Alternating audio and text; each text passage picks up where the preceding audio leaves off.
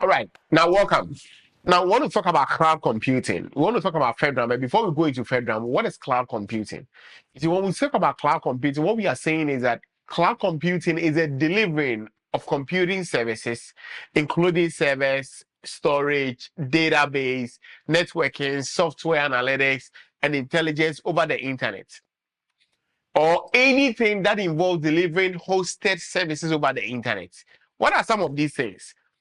We have your email. My Gmail is in the cloud. Apps, Microsoft 365, storage. Think about the Netflix, the videos you are watching. Think about your phone, your pictures that are on your phone. All of this information are in the cloud. When we're talking about cloud computing, all we are saying is that delivering of services that are over the internet is what we call cloud computing. Now, when we talk about cloud computing, what we want to refer to as you see, cloud computing involves so many things. You see the diagram here. I have databases, applications, mobile, storage, and also server. But under it, we have something we call the private, public, and hybrid, which I'll get into very shortly. But before we go, I want to also explain to you, there are certain providers or there are certain companies that provide these cloud services. Now we have AWS, we have Microsoft Azure, and we have Google GCP. Those are the big three. There is IBM Cloud, there's Oracle Cloud, and hold on and so forth. But we also have what we call the various services that are being provided. And that is one of the things I want you to really know. We have software as a service, infrastructure as a service, and platform as a service. What is software as a service? Now, I want you to be able to think about it this way. Whenever we are talking about software as a service, you see, we are talking about services that are being delivered or a delivered software applications over the internet on a subscription basis. So when you're paying for your Netflix subscriptions, all that you need is what? A software. Now, when it comes to software as a service, it eliminates the need for installation and maintenance on individual devices. So you are not the one that is in charge of the installation and maintenance. All you are doing is that you are providing those services. So what I'm doing is I'm providing services for my iCloud. And so all that I need to do is to make sure that I'm doing that payment for my iCloud, and I'll go ahead and receive that services. Then we have platform as a service. Now, it offers a platform allowing customers to develop, run, and manage the various applications without the complexity of building and maintaining the infrastructure. So this time around, the platform is what you are sitting on to operate. You are not the one that is doing anything to the application. But what you are doing is that you have given a platform for you to be able to operate. And this also comes as a result of the fact that you realize that there are certain things that you become in charge of because you are in charge of the platform. So the operating system that your applications are running on, those are the things that are being offered to you. Then all you are in charge of is the application that is running. You are just paying for a subscription without being in charge of any of that. Platform, you are in charge of the application, but the platform is being provided to you. Then we have infrastructure as a service. When we talk about infrastructure as a service, we say that you provide the virtual computing resources over the internet. So this time around, you don't need a physical laptop. It is an infrastructure, but you are getting it from the provider. You don't need a virtual machine for the provider. You don't need a hard drive. You are getting it from the provider. You don't need all those cords and the wires that do all your networking.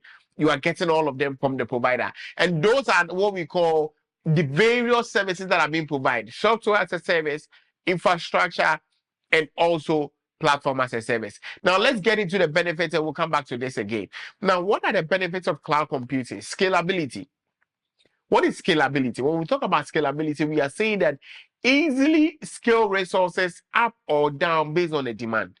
So if I need a platform to be able to keep my videos, scalability means that I'm just getting only the amount of storage that I need to be able to keep my videos, because that is what I need right now.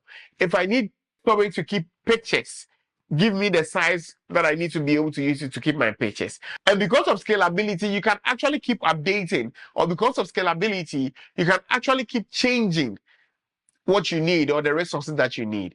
The next one is cost effectiveness. When we say cost effectiveness, it says that pay only for what you are using to reduce your capital expenditure. So I'm just paying for what I'm using. If I need a Netflix that I need to use it to watch only for my house, I'm just paying for that alone. Unless I decide that, okay, I want to add other people to it. I have friends, I want to add them on. I have family members, I want to add them on. That definitely I have to pay and add all of them to it. Then we have accessibility. What is accessibility? Now, access your data and application from anywhere with an internet connection. So this time around, I don't have to go and take my hard drive with me. My information is in the cloud. I go into my Google Drive and I'll have everything that I need. I don't have to carry anything with me.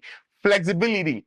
You need to choose from a variety of services and deployment model to suit your need. So there's flexibility. Whether it's an infrastructure as a service, a software as a service, a platform as a service, there's that flexibility that I need. There's security. Why? Because you see, we call something a shared responsibility model.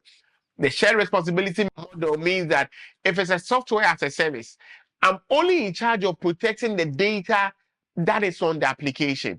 Everything else, the company that is providing me with these services is in charge.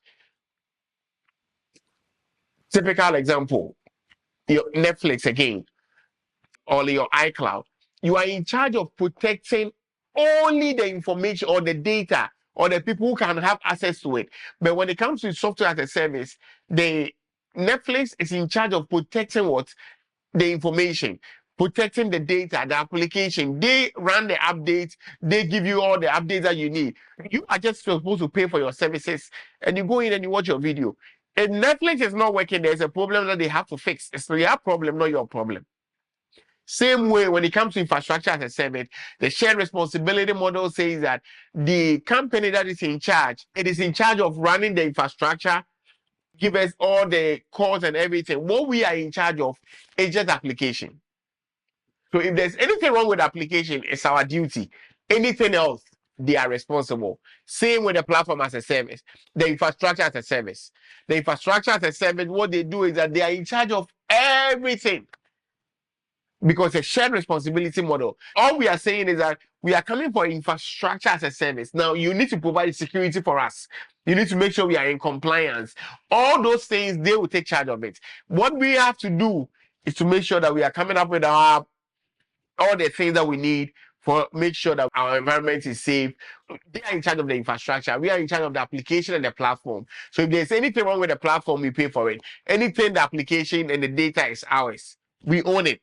The rest, they are the ones that are supposed to be in charge of it. And that is the benefit of it. So you have the scalability, cost effectiveness, accessibility, flexibility, and also for security purposes.